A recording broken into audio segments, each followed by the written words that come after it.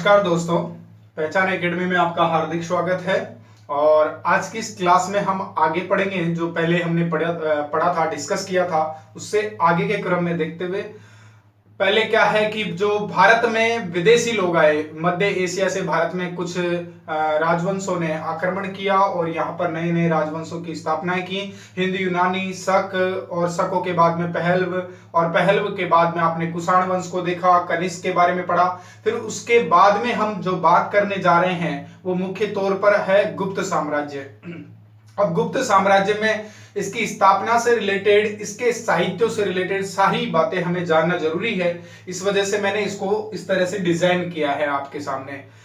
बात करेंगे हम गुप्त साम्राज्य के समाज की, अर्थव्यवस्था की और इसके अलावा उसके धार्मिक जीवन की। और हम बात कर सकते हैं जो गुप्त कला है या गुप्त वंश के दौरान जो कला का विकास हुआ उनके बारे में बात करेंगे, जहां से अधिकतर क्वेश्चन पूछे जाते हैं। अधिकांश क्वेश्चन वहीं से पूछे जाते हैं। कई बार कई सारे ग्रंथों से रिलेटेड जो क्वेश्चन पूछे गए हैं वो गुप्त कला से रिलेटेड पूछे गए हैं। तो इस वजह से इसे थोड़ा क्या है, डीपली देखना जरूरी है। वैसे तो पूरा हिस्ट्री इंपॉर्टेंट है और ये भी इंपॉर्टेंट है, बट इसमें क्या है कि कुछ साहित्य से रिलेटेड जो चीजें हैं उन्हें देखना कुछ ज्यादा ही इंपॉर्टेंट हो जाता है। आपको दिख रहा होगा और जहां नहीं दिख रहा वह मैं बोल के बता दूंगा। ठीक है दोस्तों, तो बढ़ते हैं इस क्रम में। गुप्त साम्राज्य बात किसी कर रहे हैं, हम गुप्त साम्राज्य की बात कर रहे हैं। यह है 4th BC से, सॉरी अब BC की बात नहीं चल रही है, अब AD की बात चल रही है। ठीक है ना। तो AD की बात में क्या करेंगे हम, पहले क्या होता था, जैसे टाइम पीरियड बढ़ता था लेकिन हम उसको घटाकर लिखते थे, सालों के क्रम को घटाकर लिखते थे। 110 से 90 लिखते थे, 500 से 400। ठीक है, तो मतलब साले जैसे वर्ष जैसे जैसे बढ़ते जाती थी तो वैसे वैसे ही हम उसको घटा के लिखते थे। लेकिन एडी में क्या है, इनको बढ़ा करके लिखा जाता है। यही है ईसा पूर्व और ईसा के बाद वाला टाइम पीरियड का अंतर। ठीक है ना, तो इसे समझना जरूरी है। गुप्त साम्राज्य की स्थापना 4th BC में मानी जाती है और 4th BC से 6th BC का इसका टाइम पीरियड माना जाता है। यह आपको अभी समझ में आ जाएगा जब इसके कालांतर को हम पढ़ेंगे। कुछ इंपॉर्टेंट साहित्य हैं जिनसे हमें गुप्त साम्राज्य की जानकारियां मिलती हैं अलग अलग तरीके से। साहित्य की बात करें तो देवी चंद्र गुप्तम, मुद्रा राक्षसम, कामसूत्रम, और ये तीनों ही जो बुक्स हैं, ये साहित्यिक से रिलेटेड जो बुक्स हैं, ये तीनों ही ग्रंथ कालिदास द्वारा रचित हैं। इन बुकों के माध्यम से गुप्त साम्राज्य के बारे में हमें कई सारी महत्वपूर्ण जानकारियां प्राप्त होती हैं। इसके अलावा कई सारे लेख ऐसे हैं जिनसे भी हमें गुप्त साम्राज्य के बारे में एक्नॉलेजमेंट प्राप्त होता है। जैसे एक प्रयाग प्रशस्ति है, तो हरिसेन ने इस पुस्तक को लिखा था, प्रयाग प्रशस्ति एक अभिलेख भी है। अशोक ने भी इसे खुदवाया था, बनवाया था। ठीक है ना, ये चीज भी आपको याद रखना है, मैंने अशोक के टाइम पीरियड भी आपको ये पढ़ाई थी।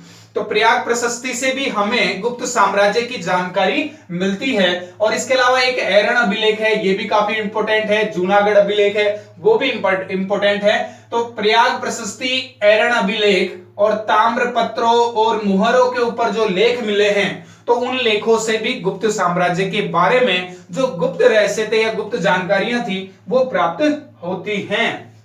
इसके अलावा हम स्रोतों के आधार पर मुद्रा को भी देख सकते हैं। जो मुद्रा में उत्कीर्ण चित्रकारी मिली है या जो उत्कीर्ण शब्द हैं, तो उन्हें जानने समझने के बाद में भी गुप्त साम्राज्य का आकलन किया जा सकता है। उसकी आर्थिक कला और विदेशी व्यापार के बारे में हमें सिक्कों के माध्यम से जानकारी मिलती है। यह आपको समझना है। कई इतिहासकार भी उस टाइम पीरियड में यहां आए थे, फाइयान, हेंगसांग। ठीक है ना, तो इनके यात्रा विवरण के द्वारा, इनके द्वारा रचित जो बुक्स हैं, ग्रंथ हैं, संकलित चीजें हैं, तो उनके माध्यम से भी हम गुप्त साम्राज्य को जान सकते हैं। आगे बात करें तो गुप्त साम्राज्य में प्रमुख शासक के तौर पर श्रीगुप्त को माना जाता है। वैसे श्रीगुप्त को माना जाता है, लेकिन वास्तविक संस्थापक के तौर पर आपको बाद में चंद्रगुप्त प्रथम दिखेगा, लेकिन वास्तविक संस्थापक न पूछ करके सबसे पहले हम बात करेंगे संस्थापक की। तो श्रीगुप्त को इसका प्रथम संस्थापक, या यूं कहें कि मेनली जो संस्थापक माना जाता है वो श्रीगुप्त को माना जाता है।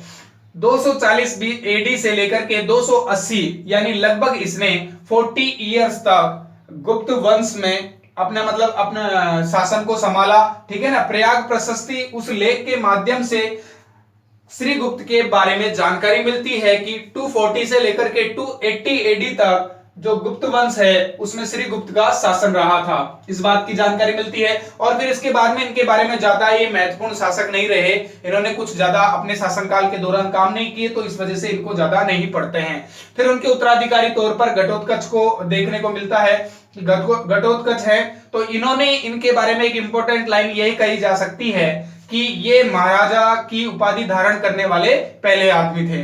महाराजा की उपाधि इन्होंने धारण की थी और इनका टाइम पीरियड 240 से लेकर 280 तक श्री गुप्त का शासनकाल, और उसके बाद में 280 से लेकर 319 तक जो कालांतर पीरियड माना जाता है वो माना जाता है घटोत्कच का। ये आपको ध्यान रखना है। एक मेनली बात आपको ध्यान रखनी है कि घटोत्कच ने महाराजा की उपाधि सर्वप्रथम धारण की थी, ठीक है। अब इसके बाद में उपाधियों का क्रम है जो स्टार्ट हो जाएगा, और आपको उपाधियों से संबंधित जो भी महत्वपूर्ण तथ्य हैं उन्हें भी लर्न करना है, बिकॉज कहीं पर भी किसी भी एग्जाम में पूछा जा सकता है। इसलिए मेनली इन चीजों को फोकस करना है, और अगर आप उन्हीं चीजों को फोकस करेंगे जो चीजें एग्जाम से में पूछी जाएगी या संभावना है जिनकी या संभावित हैं, तो आप बिल्कुल फर्स्ट टाइम में या फर्स्ट अटेम्प्ट में अपने एग्जाम्स को क्लियर कर सकते हैं, अपने एक्नॉलेजमेंट को मजबूत करते हुए। आगे इस क्रम में देखते हैं जो महत्वपूर्ण हैं। चंद्रगुप्त प्रथम आए 280 से लेकर के 319 एडी तक तो घटोत्कच का शासनकाल रहा। फिर उन्होंने भी ज्यादा महत्वपूर्ण कार्य नहीं किए, इनके शासनकाल में कुछ ज्यादा प्रभाव देखने को भी नहीं मिला। उसके बाद में चंद्रगुप्त प्रथम आए, और चंद्रगुप्त प्रथम को ही वास्तविक संस्थापक के रूप में देखा जाता है, जिन्होंने गुप्त साम्राज्य की वास्तविक तौर पर स्थापना की। ये ऐसा इसलिए कहा गया है, इनको वास्तविक संस्थापक इसलिए माना गया है इतिहास में, क्योंकि इन्होंने गुप्त वंश में या गुप्त साम्राज्य के दौर में सबसे ज्यादा महत्वपूर्ण कार्यों को अंजाम दिया, महत्वपूर्ण कार्य करवाए थे। जैसे कि इन्होंने एक तो गुप्त संवत चलाया था, तो इस वजह से भी इसे वास्तविक संस्थापक कहा जाता है। गुप्त संवत चलाने का मतलब है पूरे गुप्त साम्राज्य के से रिलेटेड जो समयावधि है उसके अकॉर्डिंग इतिहास की बातों को ढालना, और आगे के टाइम पीरियड को, है ना, भविष्य की बातों को आंकलित करना, उसके टाइम पीरियड को एक सूचीबद्ध तरीके से लिखना, वही इसने गुप्त संवत बनाया था। इसी वजह से इसे चंद्रगुप्त प्रथम को वास्तविक संस्थापक के नाम से जाना जाता है, और इनका टाइम पीरियड है 319 से लेकर के 335 एडी तक का टाइम पीरियड रहा, ठीक है। इन्होंने गुप्त संवत चलाया 319 ईस्वी में, ये आपको याद रखना है। 319 ईस्वी में गुप्त संवत किसके द्वारा चलाया गया? गुप्त संवत चंद्रगुप्त प्रथम के द्वारा चलाया गया। ये एकमात्र ऐसे व्यक्ति थे जिन्होंने सबसे पहले महाराजा धीराज की उपाधि धारण की थी। किसकी उपाधि? महाराजा धीराज की उपाधि धारण की थी। इसके अलावा ये एक बुद्धिमान शासक के तौर पर भी जाने जाते हैं, और एक इनको बुद्धिमान और मूर्ख दोनों तरीके से ही कई सारी बुक्स में इंगित किया गया है। इनका विवाह लिच्छवी राजकुमारी कुमार देवी के साथ में हुआ था, ये याद रखना है आपको, ठीक है। उसके बाद में इनके जो उत्तराधिकारी के तौर पर गुप्त साम्राज्य में समुद्रगुप्त आए। इनका टाइम पीरियड 335 से लेकर के 375 एडी तक का माना जाता है। 335 से लेकर के 375 एडी तक का माना जाता है। लगभग 40 वर्ष तक इन्होंने गुप्त साम्राज्य में शासन किया, और समुद्रगुप्त को बहुत सारे इंपॉर्टेंट क्वेश्चन यहां से बनते हैं। आप जानते हैं समुद्रगुप्त को भारत का नेपोलियन भी कहा जाता है। भारत का नेपोलियन समुद्रगुप्त को कहा जाता है। भारत का नेपोलियन समुद्रगुप्त को कहा जाता है। इस बात को अच्छी तरह से दिमाग में बिठा लेना कि भारत का नेपोलियन किसे कहा जाता है? समुद्रगुप्त को कहा जाता है। और हो सकता है आपको याद भी हो, लेकिन ये बताइए किस इतिहासकार ने भारत का नेपोलियन समुद्रगुप्त को कहा था? तो उस व्यक्ति का नाम था विसेंट स्मिथ नाम का एक इतिहासकार हुआ है। उन्होंने ही, उनके टाइम पीरियड में ही रहते थे ये विसेंट स्मिथ, ठीक है ना। तो इन्होंने ही भारत का नेपोलियन समुद्रगुप्त को नाम दिया था। इसके भी पीछे नाम था, इसके पीछे भी एक वजह थी कि भारत का नेपोलियन उन्होंने समुद्रगुप्त को ही क्यों कहा। उसका रीजन ये था क्योंकि समुद्रगुप्त ने कई सारी विजय प्राप्त की थी, कई सारी उन्होंने जीते दर्ज की थी, ठीक। हरिसेन द्वारा जो रचित है आपका प्रयाग प्रशस्ति लेख, उसके अंदर समुद्रगुप्त की सारी विजयों का, उनके द्वारा किए गए युद्धों का वर्णन मिलता है और उन्होंने जीत के दौरान किस तरह के महत्वपूर्ण कार्य किए, उन सब चीजों का वर्णन मिलता है। और जिस तरीके से नेपोलियन का कार्यकाल माना जाता है, उसी तरीके से इन्होंने अपने एक मतलब जिस जगह पर भी युद्ध लड़ा वहां पर एक गहरी छाप छोड़ी, ठीक है, अमिट छाप छोड़ी, तो उस वजह से इन्हें भारत का नेपोलियन के नाम से जाना जाता है। इन्होंने मुख्य तौर पर आर्यावर्त के 9 राजाओं को और दक्षिण भारत के 12 राजाओं को पराजित किया था। इतने सारे राजाओं को पराजित किया था, इस वजह से इन्हें भारत का नेपोलियन कहा जाता है। ठीक है, इसके अलावा इंपॉर्टेंट बात करें तो अशोक द्वारा जो निर्मित अभिलेख था, प्रयाग प्रशस्ति अभिलेख अशोक द्वारा निर्मित कराया गया था, है ना, वो अभिलेख कौशाम्बी में था। पहले कहां था? कौशाम्बी में था, लेकिन इसको क्या है, अकबर ने प्रयाग में स्थापित कर दिया था, इसी वजह से इसको प्रयाग प्रशस्ति अभिलेख भी के नाम से बाद में जाने लगा था। पहले इसे क्या कहते थे? केवल और केवल प्रशस्ति अभिलेख कहा जाता था, बाद में ये प्रयाग में स्थापित हो गया तो इसे प्रयाग प्रशस्ति अभिलेख कहा जाने लगा था। और इसी अभिलेख पर, इसी लेख पर आपको अकबर के शासनकाल के जहांगीर और बीरबल के बारे में तथ्यात्मक वर्णन देखने को मिल सकता है। समुद्रगुप्त को कविराज भी कहा जाता है। ये क्यों कहा जाता है? क्योंकि समुद्रगुप्त को कविताओं और संगीत का एक मतलब बहुत ज्यादा गहन तरीके से शौक था, और वो क्या है, वीणा वादक, उनके सिक्कों के माध्यम से भी पता चलता है कि समुद्रगुप्त को एक सिक्कों के अंदर, सिक्कों के ऊपर एक छाप के माध्यम से ये पता चलता है कि सिक्कों के ऊपर समुद्रगुप्त को वीणा बजाते हुए दिखाया गया है। इस बात से अंदाजा लगाया जा सकता है कि समुद्रगुप्त को संगीत का शौक था, संगीत के शौकीन थे, संगीत में संगीत का यूज किया करते थे, मतलब संगीत में ज्यादातर लीन रहा करते थे समुद्रगुप्त को, ठीक है ना। तो उनके शासन काल में संगीत का कहीं ना कहीं रोल रहा था, इसी वजह से इन्हें कविराज के नाम से भी जाना जाता है। ये भी एक इंपॉर्टेंट लाइन है, ये आपको याद होनी चाहिए, ठीक है। अब बात करते हैं दूसरी और जो महत्वपूर्ण शासक आया। गुप्त साम्राज्य में महत्वपूर्ण शासक का क्रम चल रहा है चंद्रगुप्त प्रथम से ही। चंद्रगुप्त प्रथम के बाद में आए समुद्रगुप्त, और अब समुद्रगुप्त के बाद में आते हैं चंद्रगुप्त द्वितीय। चंद्रगुप्त द्वितीय जिनका टाइम पीरियड 375 एडी से लेकर के 415, मतलब ये हम 375 एडी से लेकर के 415 एडी तक के टाइम पीरियड को चंद्रगुप्त द्वितीय का काल माना जाता है। और इन्होंने क्या किया था, इन्होंने जो विदेशी मध्य एशिया से आए थे, उनके क्रम में शक लोग भी यहाँ आए थे, जो शक वंश के राजा थे, उनको पराजित किया था। और इनको पराजित करने के दौरान ही इन्होंने खुद को विक्रमादित्य की उपाधि से नवाजा था। किससे? विक्रमादित्य की उपाधि से नवाजने वाले व्यक्ति कौन थे? वो थे चंद्रगुप्त द्वितीय। ये याद रखना, चंद्रगुप्त द्वितीय है, चंद्रगुप्त प्रथम है और चंद्रगुप्त मौर्य है। 3 तरह के नाम हैं, आपको देखने को मिल सकते हैं, कंफ्यूज हो सकता है। एग्जाम में ऑप्शंस भी इसी तरीके के आते हैं जो आपको कंफ्यूज करें, तो याद रखना है चंद्रगुप्त द्वितीय वे व्यक्ति थे जिन्होंने विक्रमादित्य की उपाधि धारण की थी।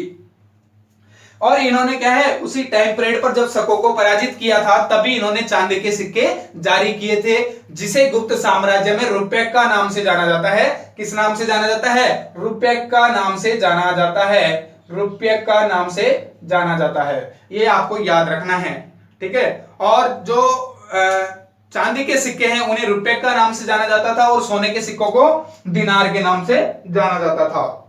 अब आगे देखते हैं कि फाहियान चंद्रगुप्त द्वितीय के टाइम पीरियड पर ही इनके दरबार में आए थे, और चंद्रगुप्त के दरबार में भी अकबर से पहले 9 रत्न हुआ करते थे। मेहरौली लोह स्तंभ है, जो कि एक मस्जिद है कुव्वत उल इस्लाम, उसके अंदर मेहरौली लोह स्तंभ बना हुआ है, जहां पर भी चंद्रगुप्त द्वितीय के बारे में उत्कीर्ण किया गया है, ठीक है। उसके बाद में महत्वपूर्ण शासकों में कुमारगुप्त को भी गिना जाता है। तो क्या है, क्योंकि कुमारगुप्त के टाइम पीरियड में ही हूणों द्वारा प्रथम आक्रमण किया गया था। हूणों द्वारा कुमारगुप्त के टाइम पीरियड में प्रथम आक्रमण किया गया था। तो हूणों के द्वारा जो आक्रमण किया गया था, उससे निपटने के लिए कुमारगुप्त ने स्कंदगुप्त को भेजा था, और स्कंदगुप्त ने हूणों के आक्रमण को मतलब निसार कर दिया, बेअर्थ कर दिया। कहने का मतलब उन्हें पराजित कर दिया हूणों को, ठीक है। ये इंपॉर्टेंट चीज मानी जा सकती है। कुमारगुप्त ने नालंदा यूनिवर्सिटी का भी निर्माण कार्य किया है, ये आपको याद होना चाहिए, ठीक है, इंपॉर्टेंट है। नालंदा विश्वविद्यालय की स्थापना किसने की? कुमार गुप्त ने की थी। उसके बाद में स्कंद गुप्त के बारे में पढ़ते हैं। तो स्कंद गुप्त के बारे में तो यही बात आपको महत्वपूर्ण है कि हुणों का जब आक्रमण हुआ था तो इन्होंने क्या किया था? हुणों के आक्रमण को निष्प्रभावी किया था, उन्हें हराया था, पराजित किया था, और इसके अलावा सुदर्शन झील का पुनरुद्धार का काम भी किया था, जिसकी नींव चंद्रगुप्त मौर्य के द्वारा डाली गई थी। बाद में भी कई सारे राजाओं द्वारा जीर्णोद्धार का काम किया गया, लेकिन उन्हें अधूरा ही छोड़ दिया गया। फिर बाद में स्कंद गुप्त ने इसके पुनरुद्धार का काम किया था। और स्कंद गुप्त के उत्तराधिकारी के बाद में उत्तराधिकारी के तौर पर भानुगुप्त आया।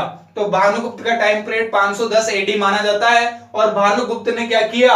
इसने क्या है, इसके टाइम पीरियड में ही एरन अभिलेख में एक महिला के सती होने का प्रमाण लिखा है, वहां से भी इनकी जानकारी मिलती है, एरन अभिलेख से।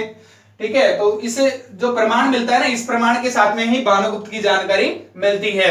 और मौर्य साम्राज्य में अंतिम शासक के रूप में विष्णुगुप्त को देखा जा सकता है 555 एडी के दौरान, जो कि अंतिम शासक के रूप में पूछे जा सकते हैं आपसे कि गुप्त साम्राज्य में अंतिम शासक कौन था? विष्णुगुप्त।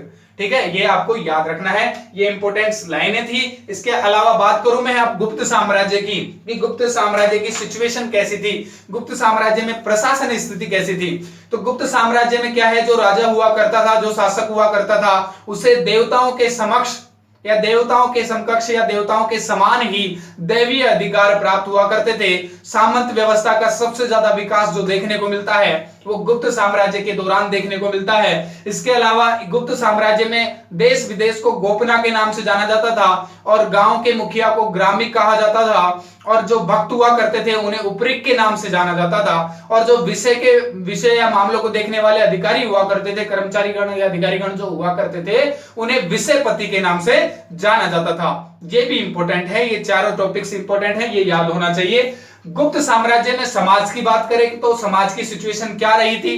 तो समाज की सिचुएशन में आपको बता देता हूं कि इसमें गुप्त साम्राज्य में वर्ण व्यवस्था का सर्वाधिक विकास देखने को मिलता है।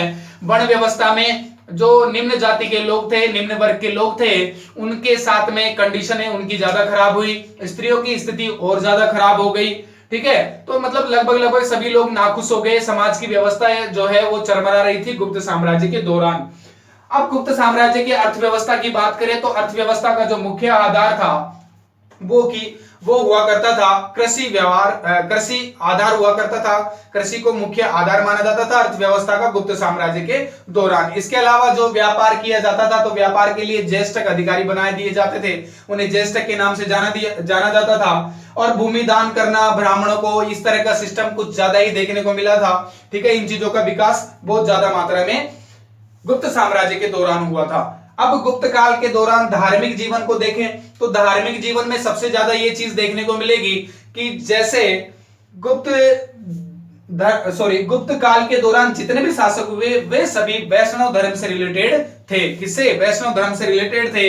और मंदिर निर्माण का जो प्रारंभ है वो सर्वप्रथम गुप्त काल से ही शुरू माना जाता है, प्रारंभ माना जाता है। उन्होंने सबसे पहले प्रमुख मंदिर के तौर पर जैसे देवगढ़ का मंदिर है, झांसी का मंदिर है, ठीक है, दशावतार का, झांसी का जो प्रमुख दशावतार मंदिर है, तो इन मंदिरों से पता चलता है इन गुप्त साम्राज्य के बारे में जानकारी। और इस बात का भी पता चलता है कि मंदिर का प्रथम साक्ष्य यहीं से मिला है। मंदिरों के आरंभ होने का या मंदिरों के निर्माण से संबंधित जो साक्ष्य है प्रथम, वो यहीं से देखने को मिलता है। बात करें विष्णु के जो दशावतार हैं, विष्णु के जो दशावतार का वर्णन है उसमें से जो वराह अवतार है इंपोर्टेंट अवतार, तो उसके बारे में जो भी जानकारी मिलती है ना, वो भी जानकारी आपको गुप्त काल के दौरान धार्मिक जीवन से मिल सकती है। सबसे ज्यादा प्रचलित वराह अवतार को माना जाता है गुप्त काल के दौरान। ठीक है, अब बात करते हैं कला की। गुप्त काल के दौरान गुप्त साम्राज्य में कला का किस तरह से विकास हुआ, ठीक है, तो ये चीज हम जानते हैं। गुप्त साम्राज्य में जो उनकी राजकीय भाषा थी वो संस्कृत भाषा हुआ करती थी, और इन्होंने क्या किया था, बौद्ध और जैन, महात्मा बुद्ध और महावीर स्वामी की मूर्तियों के साथ में हिंदू धर्म की जो मूर्तियां थी उनकी स्थापना करना, उन्हें मिट्टियों में गाड़ देना, इस तरह का इन्होंने सिस्टम फॉलो किया था। यानी एक मतलब काल्पनिकता को ज्यादा बढ़ावा दिया, हिंदू देवी देवताओं की मूर्तियां बनवाई गई सबसे ज्यादा, ठीक है। इसके अलावा नागर शैली का भी विकास सर्वाधिक देखने को मिलता है। और इसके अलावा आप बात कर सकते हैं अजंता एवं बाघ गुफा चित्रों का भी अधिकतर निर्माण जो देखने को मिलता है वो गुप्त साम्राज्य के दौरान ही देखने को मिल सकता है। अजंता आपका औरंगाबाद में है, महाराष्ट्र में, और इसके अलावा बाघ गुफा चित्र जो हैं वो आपके एमपी में बने हुए हैं।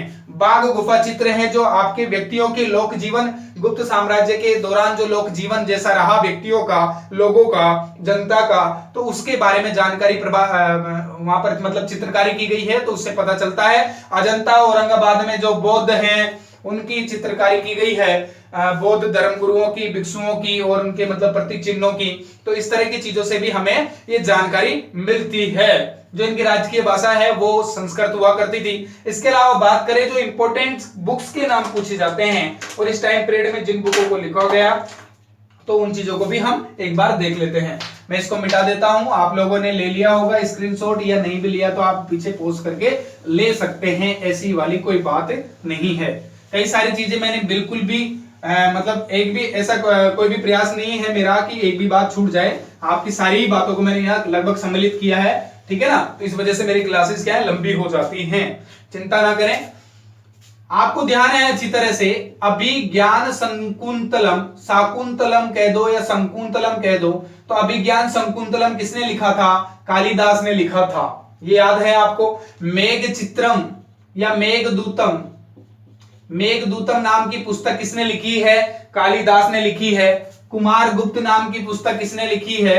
रघुवंशम, रघुवंशम पुस्तक किसने लिखी है? मालविका, मालविका अग्नि मित्र, मालविका अग्नि मित्र जो पुस्तक लिखी है या जो ग्रंथ लिखा है वो भी किसके द्वारा लिखा गया है? वो भी लिखा गया है कालिदास के द्वारा लिखा गया है। इसके अलावा विकासोवर्षीय भी एक विक्रमोवर्षीय भी पुस्तक है, कुमार संभव भी, ऋतु संगारम भी, बहुत सारी बुक्स हैं, लेकिन ये इंपॉर्टेंट चीज इंपॉर्टेंट है इसलिए संगारम, ठीक है। और वर्षीय क्या नाम है उस बुक का? आपका जो वर्षीय करके बुक है उसका नाम मुझे याद नहीं आ रहा, विक्रम वर्षीय, मतलब विक्रम के बारे में उन्होंने बताया था, ठीक है। विक्रमादित्य की जो उपाधि है उसके बारे में जानकारी मिलती है, विक्रम वर्षीय नाम का ग्रंथ लिखा, ठीक है। तो ये कई सारी चीज, अभिज्ञान शकुंतलम है, कुमार संभव है, ऋतु संगारम है, मेघदूतम है ना, मालविका अग्नि चित्रम है। तो ये सारी जितनी भी पुस्तकें हैं ये कालिदास द्वारा रचित पुस्तकें हैं। इन पुस्तकों के माध्यम से भी, इन ग्रंथों के माध्यम से भी हमें गुप्त साम्राज्य के बारे में कई सारी महत्वपूर्ण जानकारियां देखने को मिल सकती है। आपको याद होगा कि जो पंचतंत्र है, पंचतंत्र की रचना किसने की थी? पंचतंत्र की रचना विष्णु शर्मा ने की है। किसने? विष्णु शर्मा में। ये क्वेश्चन कई बार पूछा भी जा चुका है ग्रुप डी रेलवे वगैरह के एग्जाम में, ठीक है ना। इसके अलावा एक और बुक होती है, क्या नाम है उसका? कल्पसूत्र नहीं, वो कल्पसूत्र वाली वो बौद्ध धर्म से है। इसके अलावा कामसूत्र वाली जो बुक है, कामसूत्र वाली जो बुक है वो वात्स्यायन द्वारा लिखी गई है। किसके द्वारा लिखी गई है? वात्स्यायन के द्वारा लिखी गई है। अमरकोश है, एक अमरकोश भी है, तो अमरकोश अमर सिंह द्वारा लिखी गई है, अमर सिंह द्वारा रचित पुस्तक है अमरकोश। इसके अलावा बात करें हम मृच्छकटिकम, मृच्छकटिकम, तो मृच्छकटिकम जो पुस्तक है ये शूद्रक नाम के एक विद्वान हुआ करते थे, उनके द्वारा लिखी गई पुस्तक है शूद्रक, ठीक है। इसके अलावा और भी कई सारी पुस्तकें हैं जिनके बारे में हम पढ़ते हैं। और क्या क्या बुक्स हो सकती हैं? इंपॉर्टेंट बुक्स हैं जैसे आपकी आर्यभट्ट के द्वारा, आर्यभट्ट ने लिखा था आर्यभट्टम, ये भी इंपॉर्टेंट है, बहुत ज्यादा इंपॉर्टेंट है, पता है। आर्यभट्टम पुस्तक लिखी, ग्रंथ लिखा। इसके अलावा इसमें इन्होंने शून्यवाद का जो सिद्धांत है वो बताया, दशमलव पद्धति के बारे में बताया, और जो पृथ्वी है वो पृथ्वी का केंद्र सूर्य को मान करके, मतलब सूर्य अंतरिक्ष का केंद्र सूर्य को मान करके पृथ्वी के बारे में बताया इन्होंने कि जो पृथ्वी है वो सूर्य के चारों ओर चक्कर लगाती है, इस क्रम में, है ना। तो पृथ्वी क्या है? सूर्य के चारों ओर चक्कर लगाती है, ये चीज भी आर्यभट्ट ने बताई थी, ये भी इंपॉर्टेंट है। और भी कई सारी बुक्स हैं जो हम पढ़ते जाएंगे जैसे जैसे टाइम पीरियड में हमें एक्स्ट्रा टाइम मिलेगा। ठीक है दोस्तों, मिलते हैं नेक्स्ट वीडियो में। और थोड़ा सा आप वीडियो को सपोर्ट करेंगे तो ज्यादा बेटर रहेगा। जैसा भी है खैर अच्छी बात है, कोई बात नहीं, पर यह है जो भी आदमी पढ़े या जो भी विद्यार्थी इन वीडियोस को देख रहा है वो ये विशेष तौर पर ध्यान रखे कि आपको पूरा ध्यान से पढ़ना है। मैंने एक भी बात नहीं छोड़ी है और आसानी से समझ में आएगी।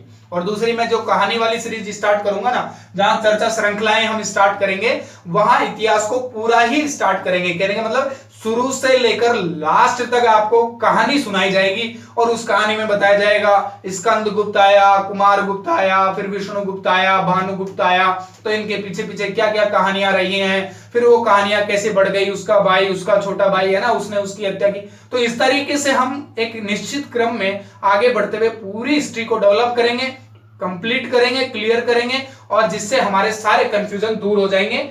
ठीक है, मिलते हैं नेक्स्ट वीडियो में, जब तक के लिए गुड बाय।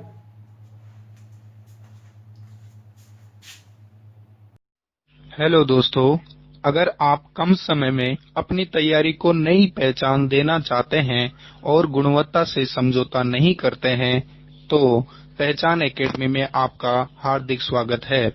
आप हमें फॉलो कर सकते हैं यूट्यूब पर, फेसबुक पर और इंस्टाग्राम पर। इस तरह की सभी वीडियोस अवेलेबल रहेंगी आपको यूट्यूब पर। आप हमारे चैनल को सब्सक्राइब करें, लाइक करें एंड शेयर करें और अपनी तैयारी को एक नया अंजाम दें, ताकि कम समय में तैयारी करते हुए आप अपनी सफलता को अचीव कर सकें। हेलो दोस्तों।